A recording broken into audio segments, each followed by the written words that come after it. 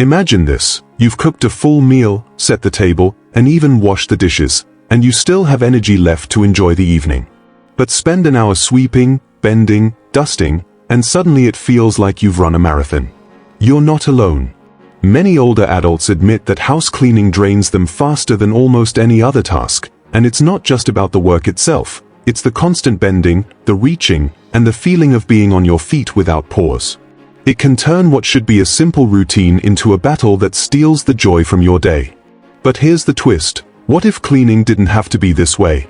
What if it could actually feel light, manageable, and even a little satisfying? That's exactly what we're uncovering today. This video is about more than just chores. It's about reclaiming your energy, protecting your independence, and creating a home that feels peaceful instead of overwhelming. And if you're ready to make cleaning a part of your life that no longer wears you down, then stay with us. Before we dive in, make sure to like this video and subscribe to Wise Aging Seniors, because here, we share real-life advice that helps you live easier, healthier, and happier after 60. Eustace was the kind of man who carried pride in his posture. At 72, after 4 decades of teaching history to restless high schoolers in Ohio, he had earned his rest. His home was his sanctuary, a modest brick house filled with books, family photographs, and the quiet peace of a life well lived. But beneath that pride was a private struggle. Eustace lived alone now, and though he valued his independence deeply, the daily upkeep of his home had begun to wear on him. The very thought of dusting shelves, dragging the vacuum across the carpet, or bending to scrub the bathroom tiles left him feeling discouraged before he even began. He once enjoyed the rhythm of tidying, but lately, it seemed like the house was winning the battle, one corner at a time. More than once, he'd sit on his recliner, staring at the cluttered coffee table, thinking, if I can't manage these small chores, how long can I really manage on my own? That thought carried a weight heavier than any bucket of soapy water. It wasn't just about dust or dirt, it was about dignity. The fear that he might eventually lose control of his home, and with it his independence, was something he rarely admitted to anyone. Then came the shift. One Saturday morning, after avoiding the mess all week, Eustace decided he had 2 choices: either let the frustration continue to drain him or find a way to make cleaning feel lighter. Instead of repeating the same exhausting routine, he began experimenting with small changes, subtle adjustments that didn't just save his strength but transformed how he saw the task altogether. These weren't complicated tricks or overwhelming systems, but gentle rules, 7 of them, that helped him reclaim his confidence and restore peace to his home. And as you'll soon see, these are the same rules that can make cleaning not only possible, but almost effortless, for any senior who wants to protect their independence and enjoy a lighter, happier home. Rule 1. The 10-minute reset. For Eustace, the hardest part of cleaning was never the act itself, it was the moment before he began. He would glance around his living room, noticing the dust clinging to the bookshelves, the crumbs hiding in the rug, and the stack of mail on the coffee table, and it felt like too much all at once. The sheer thought of trying to conquer it in a single stretch was enough to sap his motivation before he even picked up a cloth. That paralysis, the weight of not knowing where to start, was often more exhausting than the work itself. One morning, instead of promising himself he'd get the whole house done, Eustace decided to do something different. He set a timer for 10 minutes, put on an old jazz record, his favorite Miles Davis album, and focused on just one spot, the coffee table. In those 10 minutes, he sorted the mail into neat piles, wiped the surface clean, and placed a vase of fresh flowers his neighbor had given him right in the center. That small transformation made the room feel lighter. And here's what surprised him most. Once the timer beeped, he didn't feel drained. In fact, he felt energized, almost encouraged to keep going. This became his new ritual, the 10-minute reset. By narrowing his focus, he removed the overwhelming feeling of needing to do it all at once. Sometimes, he would move from the coffee table to the kitchen counter. Other days, he simply stopped after those 10 minutes and gave himself permission to rest. Either way, progress was made, and that progress built confidence.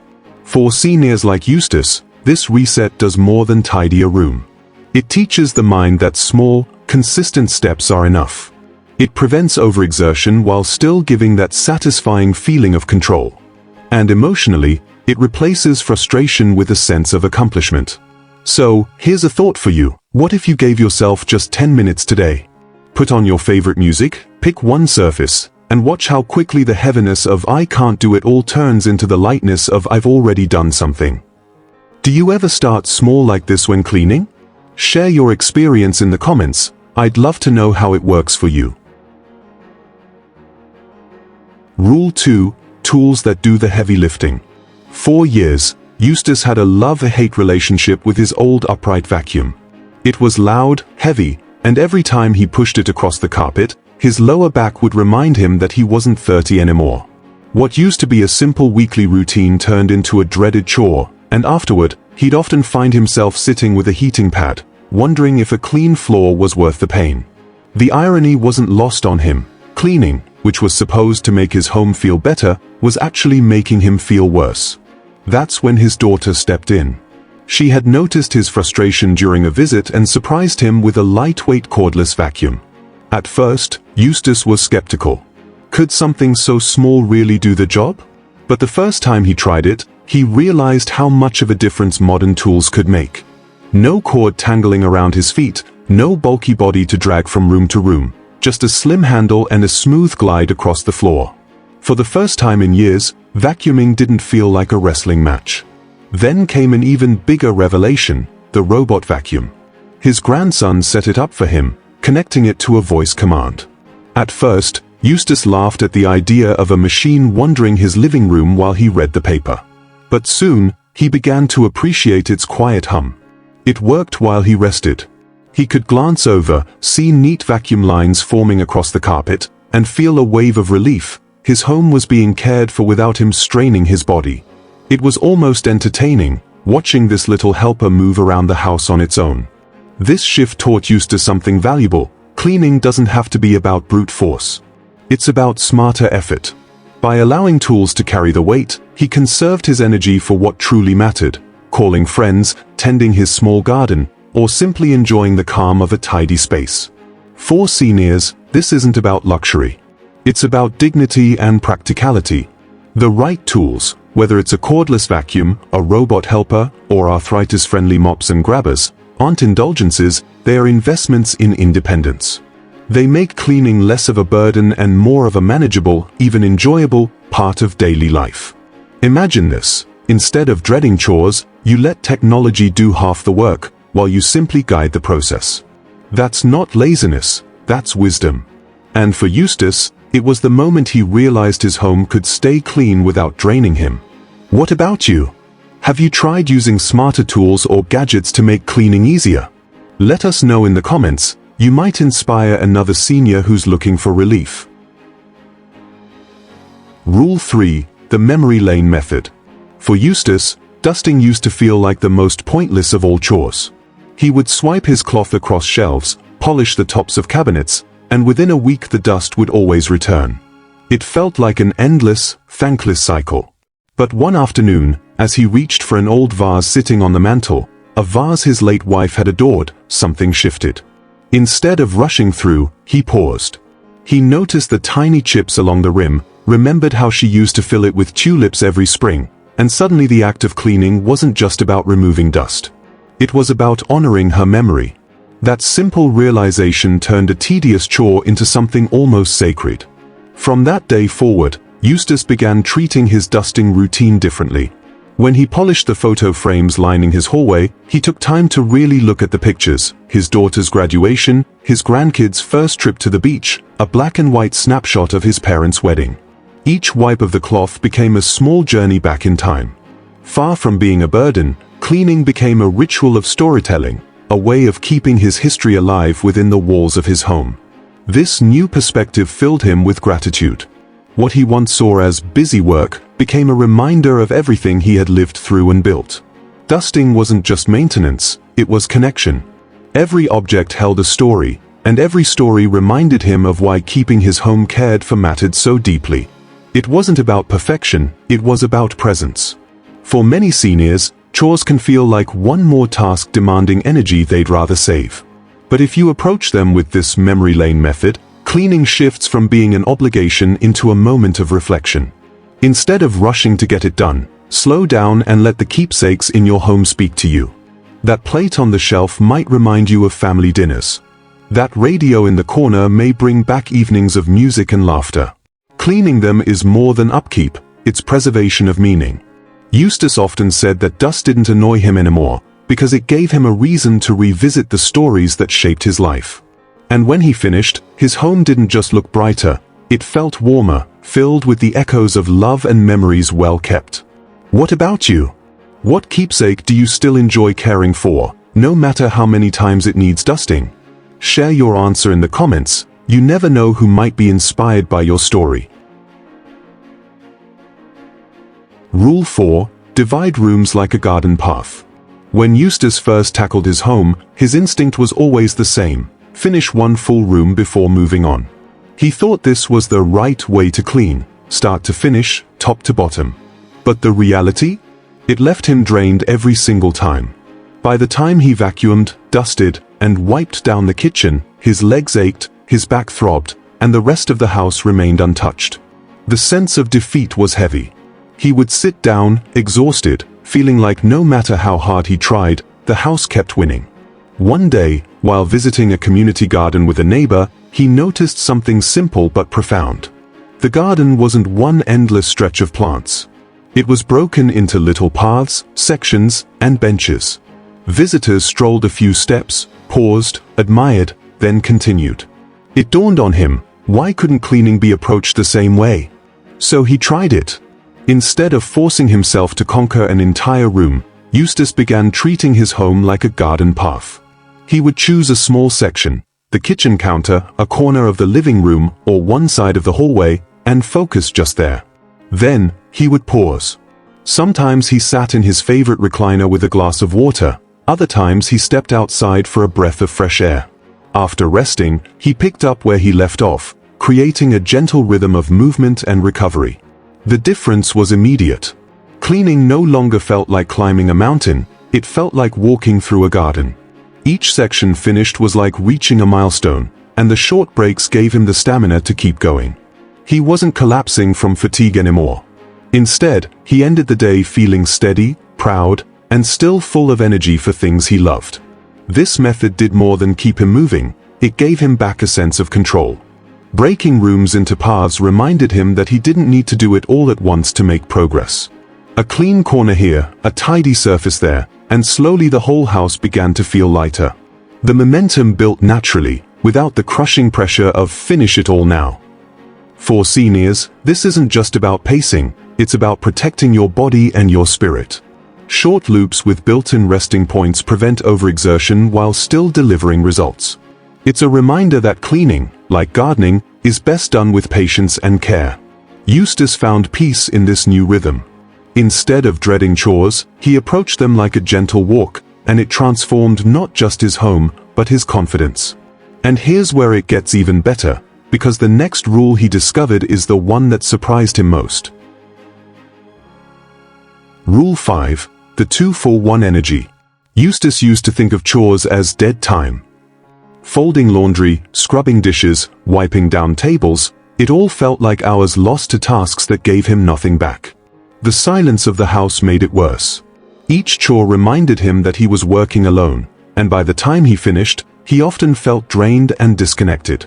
But then he stumbled upon a little change that transformed everything. Instead of treating chores as isolated duties, he decided to pair them with something he genuinely enjoyed. That's how his 2-for-1 energy trick was born. It started with laundry. One afternoon, staring at a basket full of clean clothes waiting to be folded, he picked up the phone and dialed his grandson. As he matched socks and folded shirts, he laughed at stories about college life, listened to his grandson's dreams, and shared his own advice. By the time the conversation ended, the laundry was neatly stacked and Eustace hardly noticed he'd been working. The task had blended seamlessly with a moment of connection, turning what once felt tedious into something he actually looked forward to. He expanded the habit. Washing dishes became audiobook time. The clinking of plates no longer echoed in an empty kitchen, it was softened by the familiar voice of a narrator guiding him through a historical novel. Dusting the shelves turned into a chance to hum along with his favorite records. Even sweeping the porch became enjoyable when he greeted neighbors passing by. The secret was simple but powerful. Chores didn't have to exist in isolation. By pairing them with joy, conversation, learning, or entertainment, he doubled the value of his time. Instead of saying, "I have to clean," he found himself saying, "I get to catch up with my grandson," or "I get to finish that chapter of my book." The shift was not just practical, it was emotional. For seniors like Eustace, this approach isn't about distraction. It's about weaving connection and fulfillment into moments that otherwise feel empty.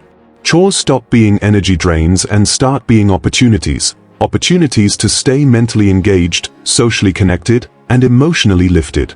Eustace often said that once he learned this trick, he never saw housework the same way again. Folding clothes became laughter. Washing dishes became storytelling. Sweeping became humming along to tunes that reminded him of his youth.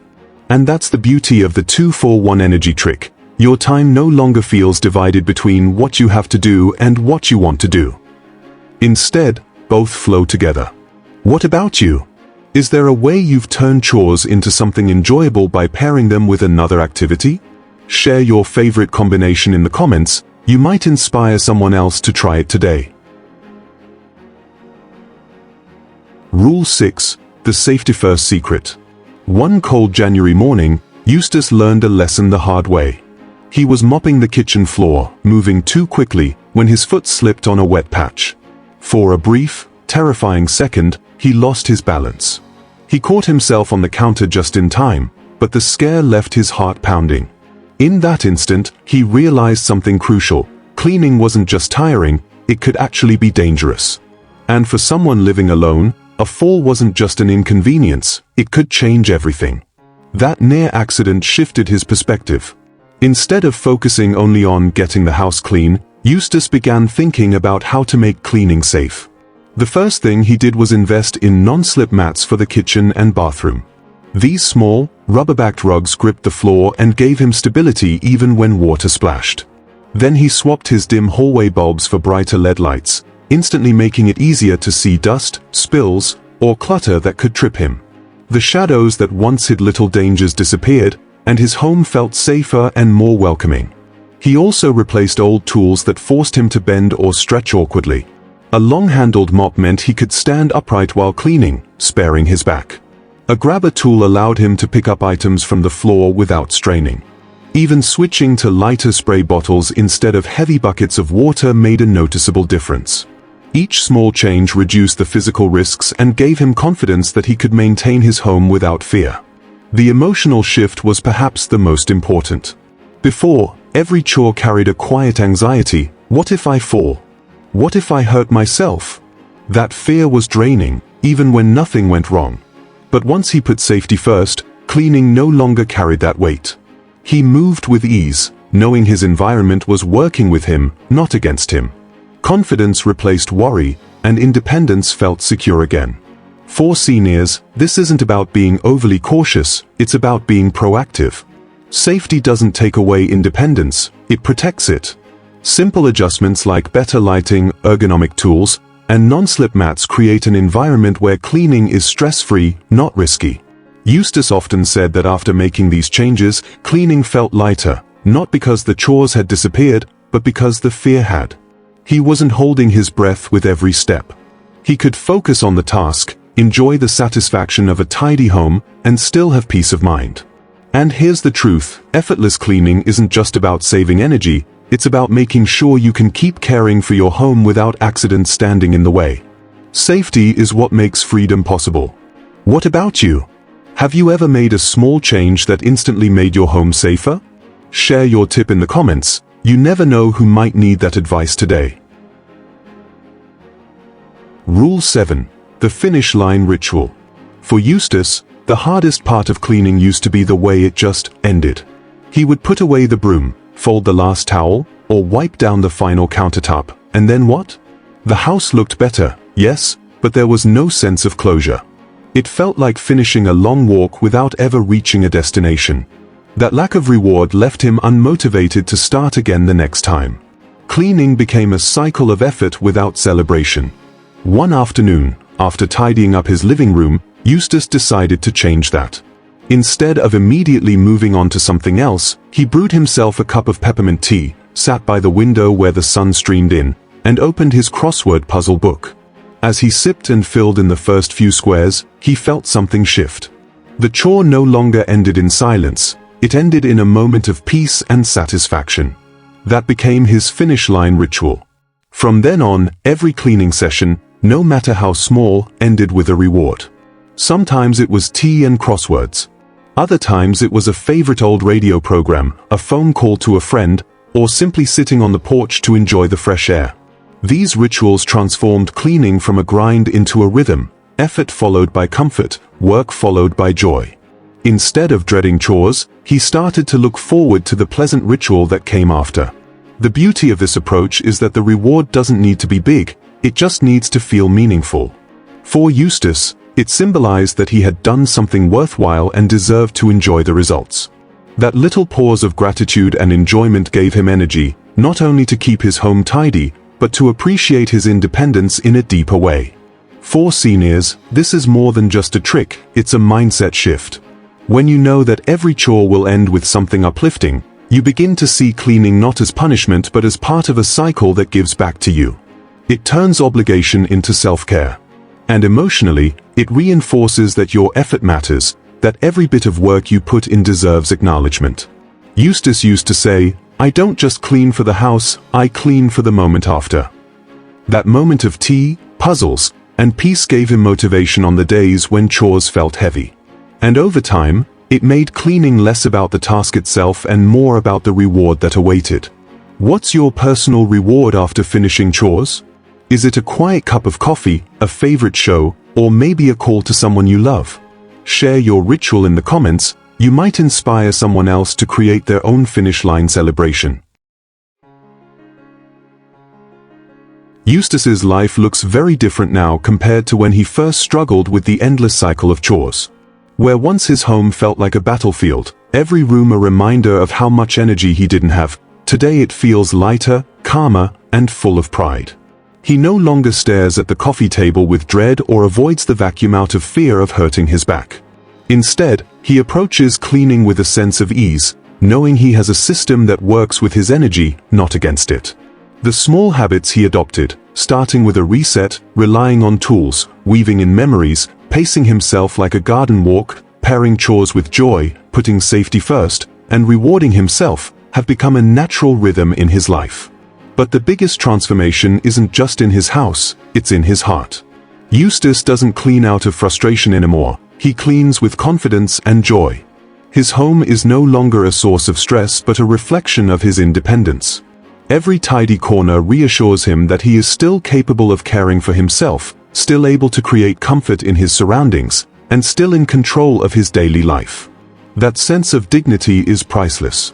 For him, it's not about a spotless floor or perfectly polished shelves, it's about the feeling that his home is his sanctuary, and he can maintain it with pride. This is the lesson he hopes other seniors take to heart. Effortless cleaning is not about doing everything or doing it perfectly. It's about dignity, safety, and joy. It's about creating a home that feels welcoming without exhausting yourself in the process. The real secret is consistency in small habits that protect your body, lift your spirits, and remind you that your effort matters. Imagine stepping into a home that feels lighter because you didn't push yourself to exhaustion, but guided yourself with wisdom.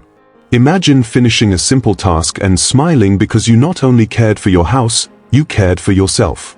That's what Eustace discovered, and that's what you can discover too.